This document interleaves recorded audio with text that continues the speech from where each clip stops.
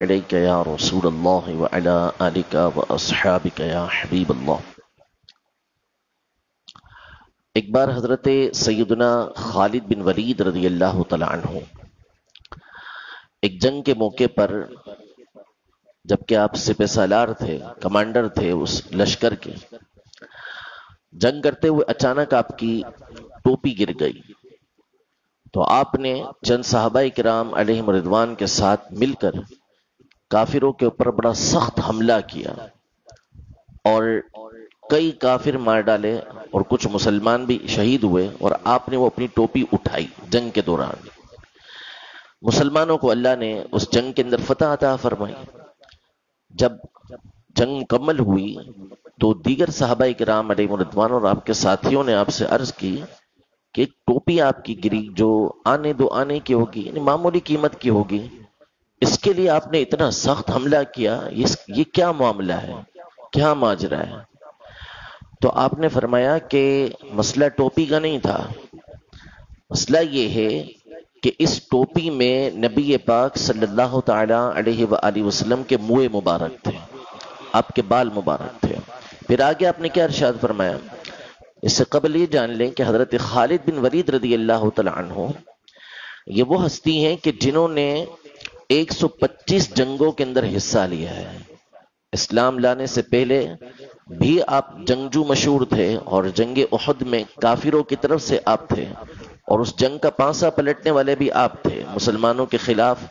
پانسا پلٹ گیا تھا بالکل۔ یہ حضرت خالد بن ولید رضی اللہ تعالی عنہ، انہوں نے اسلام لانے کے بعد آخر دم تک اسلام کے لشکروں کے ساتھ شرکت کی،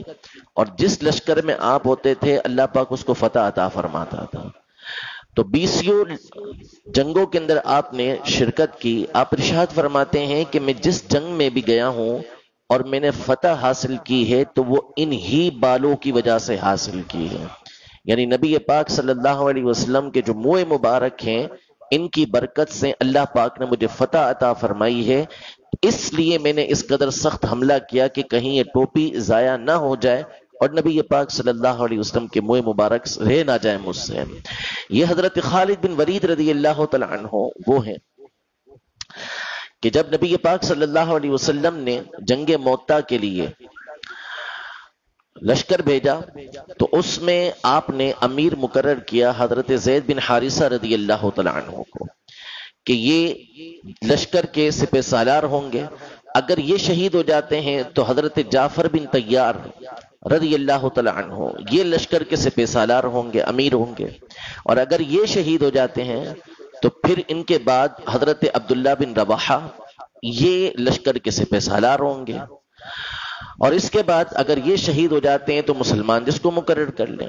نبی پاک صلی اللہ علیہ وسلم مدینہ منورہ میں تشریف فرما تھے اور یہ جنگ لڑی جا رہی تھی، تو آپ علیہ الصلوۃ والسلام کے مقرر کردہ جو سپہ سالار تھے حضرت زید بن حارثہ یہ شہید ہو گئے۔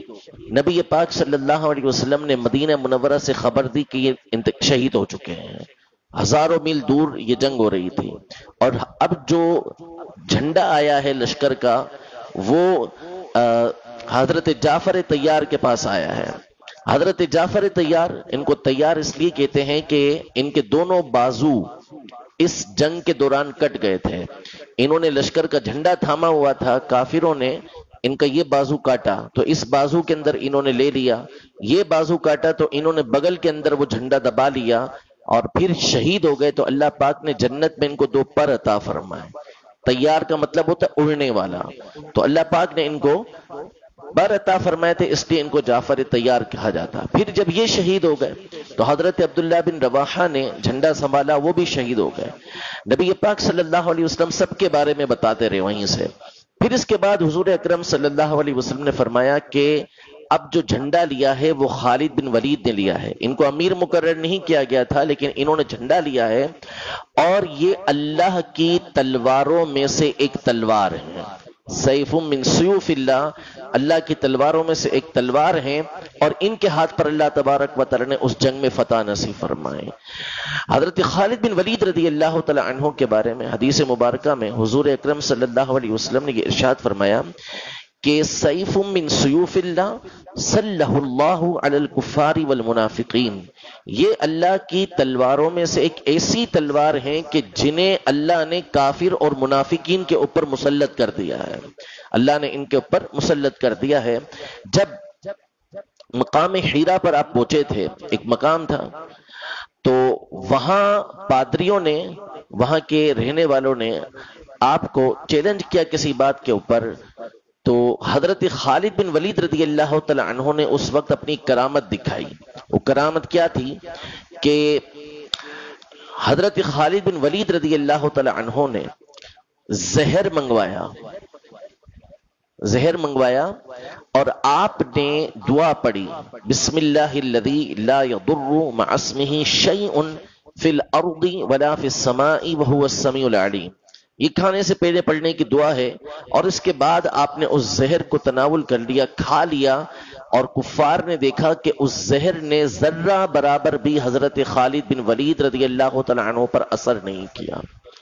اور کئی لوگ آپ کی اس کرامت کو دیکھ کر یہ بڑے متاثر ہوئے۔ اسی طرح حضرت خالد بن ولید رضی اللہ تعالیٰ عنہ کی ایک خصوصیت یہ تھی کہ اتنا بڑا کمانڈر اگر کہیں پر ہو، اتنا بہادر شخص ہو، تو ہمیشہ اس کی یہ کوشش ہوتی ہے کہ وہی سربراہ بنے، وہی لشکر کا سپہ سالار رہے، لیکن اپنے اتنے بڑے مقام و مرتبے کے باوجود حضرت خالد بن ولید رضی اللہ تعالی عنہ کی طبیعت کے اندر اطاعت گزاری تھی۔